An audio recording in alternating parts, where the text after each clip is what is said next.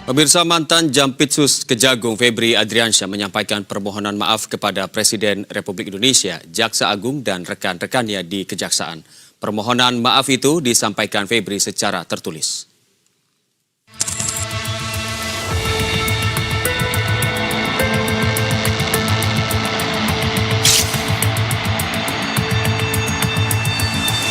Mantan Jaksa Agung Muda Tindak Pidana Khusus Febri Adriansyah meminta maaf atas peristiwa hukum yang menyeret namanya dalam pusaran kasus dugaan korupsi dan tindak pidana pencucian uang.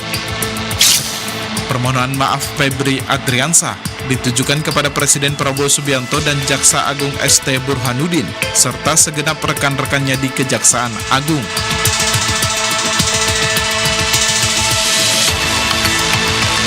Saat ini Febri Adriansyah telah ditahan di rutan KPK. Usai pemeriksaan di Kejagung pada Jumat malam, Febri sempat buka suara soal barang bukti yang ditemukan penyidik Polri.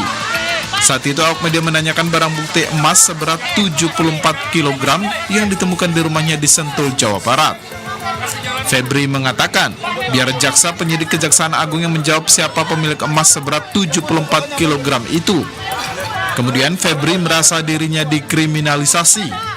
Febri menyatakan dirinya sempat berdiskusi dengan tim penyidik jaksa bahwa alat bukti yang diajukan masih perlu didalami atau dikonfirmasi dan dilakukan ekspos berulang kali sebelum menetapkan seorang sebagai tersangka dan melakukan penahanan.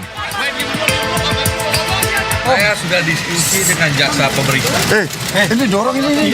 Saya sudah diskusi dengan pemeriksa, ya, bahwa alat bukti yang diajukan masih perlu didalami atau dikonfirmasi. Jangan didorong dong. Sehingga menurut saya ini belum cukup untuk dilakukan penahanan. Di Gedung Bundar tidak pernah seperti ini.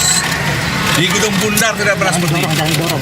Semua alat bukti harus dikonfirmasi dan diperdalam dulu.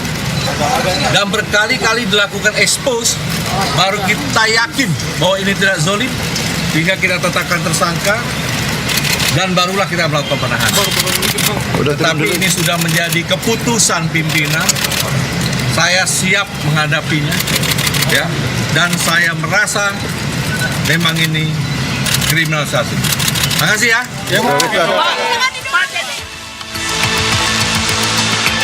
Penahanan Febri Adriansyah juga menuai sorotan.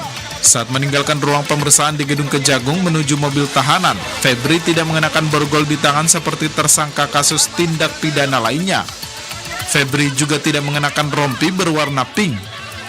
Jaksa Agung Muda Pengawasan Kejagung, Rudi Margono mengatakan, pihaknya tidak memberikan perlakuan khusus kepada Febri.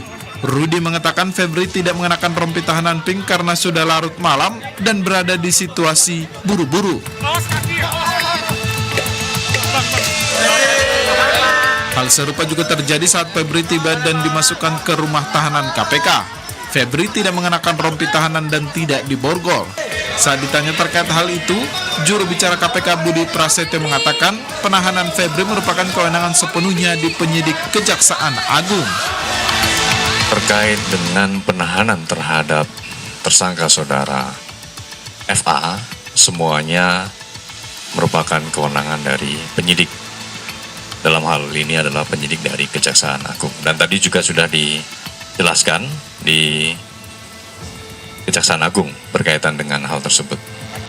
Tim Liputan, Berita 1.